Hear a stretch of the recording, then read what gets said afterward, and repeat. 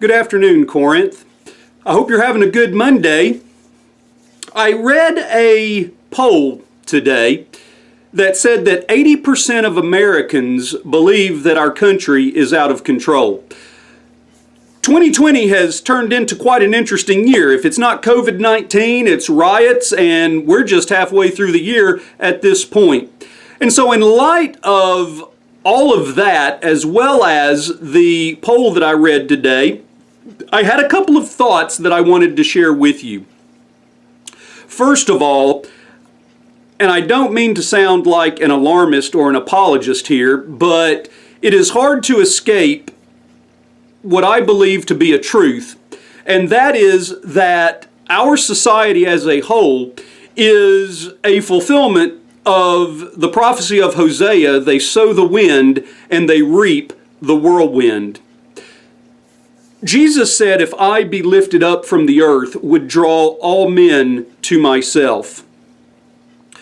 The Word of God teaches us that there is neither Jew nor Greek, slave nor free, male nor female, but we are all one in Christ Jesus. On social media the other day, I saw two individuals. They come from a different ethnic background. They were obviously both Christians, and they were embracing hands and holding up a sign to that effect, that there is only one race in Christ, and that is the Christian race.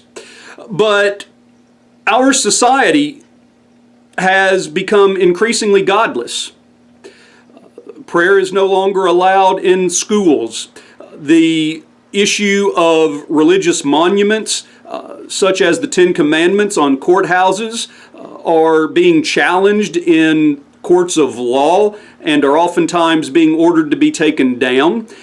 And so if Christ is the great unifier, if Christ would draw all men to Him, then in the absence of Christ, people are going to be separated. People are going to be divided.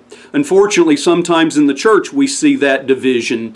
I would argue that the reason for that is we oftentimes get more fixated on ourselves than we are Christ. We are more fixated on our wants, our needs, our desires, perhaps our vision of what the church ought to be, instead of going to Jesus, going to the Word of God, and allowing the Word of God to fashion our lives and allow for the Word of God to dictate to us what the church is supposed to look like. Secondly, and I've said this many times, I know I'm starting to sound like a broken record, but we are living in some very difficult times, in some ways even unprecedented. And there is a lot of anger, there is a lot of frustration, there is a lot of invective that is being spewed on Facebook. A lot of people are doing a lot of talking. Actually, they're not doing talking. A lot of people are doing a lot of yelling, but nobody's doing a lot of listening. And so what I would challenge us as the body of Christ to do, now more than ever, is to demonstrate God's grace. Let us stop and open a door. Let us take the time not just to walk past someone, but to speak to someone.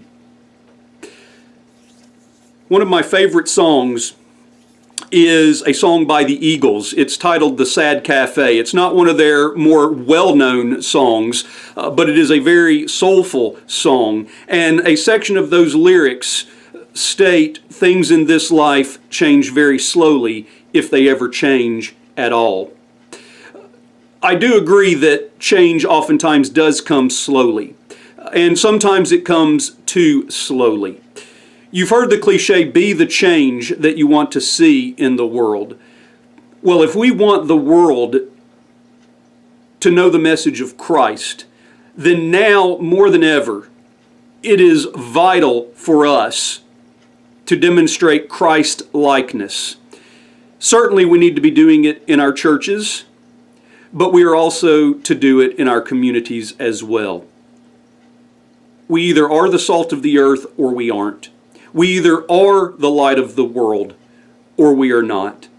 So in these difficult yes, dark times, it's time that we really radiate the light of Jesus.